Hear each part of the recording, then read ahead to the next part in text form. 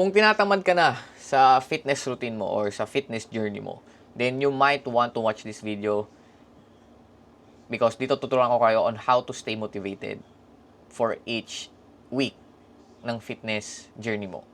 I'm Jomsen, I help men conquer the fear of rejection by mastering confidence. And pag-uusapan natin dito on why staying confident is key to achieving your goals. So, again, hook lang yung title. Pero motivation is actually depleting. Kumbaga, di siya constant. Madalas motivated ka, pero darating yung time na mawawala yung motivation mo. Ganyan. So, ano ba yung magiging cons or magiging negative impacts nito if you are relying on motivation itself? So, number one is kapag nawala yung motivation mo, syempre, hindi ka na mag-gym. Kumbaga, mag-gym ka lang if you feel motivated. And if ganun yung magiging habit mo, magiging routine mo, then, syempre, makakita ka ng lack of progress. So, hindi magiging mabilis yung progress mo. Because nag-show up ka lang sa gym based on your motivation, then, wala. Ibig sabihin, bukas, mag-gym ako. And then, pagdating na ka ng bukasan, hindi ka na mag-gym kasi you don't feel like it. So, paano ka magkakaging progress niyan? Because pagdating sa fitness, it's all about consistency. Pagiging consistent. Number two is feelings of burnout. If you're seeing yourself na wala ng progress, so puti, bakit ko pa ginagawa to? Kita mo walang progress because hindi ka naging consistent and naghahanap ka pa ng major change kahit hindi mo naman ginagawa yung work talaga, then you will feel burnout. And lastly, syempre, you'll find excuses na tipong, kasi lagi akong inaaya ng samgyup ng tropa ko, kasi yung genetics ko hindi maganda. So you'll always try to find excuses for yourself, and excuses will kill yung drive mo to improve. Ganyan. Kasi parang sineselyohan mo na yun. You're putting a cover sa jar na wala na. Ang gandun na lang, sailing ka na lang, ganyan.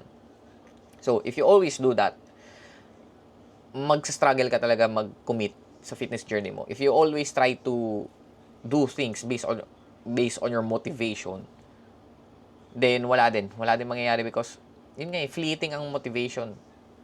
Pwedeng nandyan siya, bukas wala na. Mga ganon. Number two is you may lose sight of your goals.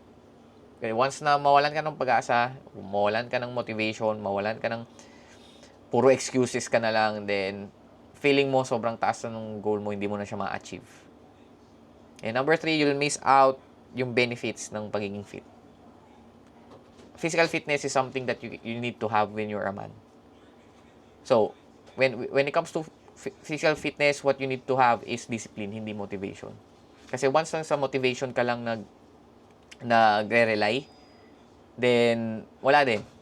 Hindi ka magiging consistent. So, what you need to have is discipline. So, what we can do is work it hand on or pagsamahin natin sila. Kasi, for sure, so, sisimula, sa mga day ones nyo o sa mga first weeks nyo, mataas pa yung motivation yan. Now, gamitin nyo yung motivation na yon in order for you to build discipline. So, when you feel motivated, talaga, mataas pa yung motivation mo na, week 1 hanggang week 5 ng fitness journey mo, ng pag-show up mo sa gym. So, gamitin mo yun in order for you to stay consistent. Kasi consistency builds discipline. So, when you have discipline, kahit wala kang motivation, kahit you don't feel like it, pero you're disciplined enough to show up, mag-show up ka sa gym, making you fit, making you achieve your goals, making you achieve your fitness goals.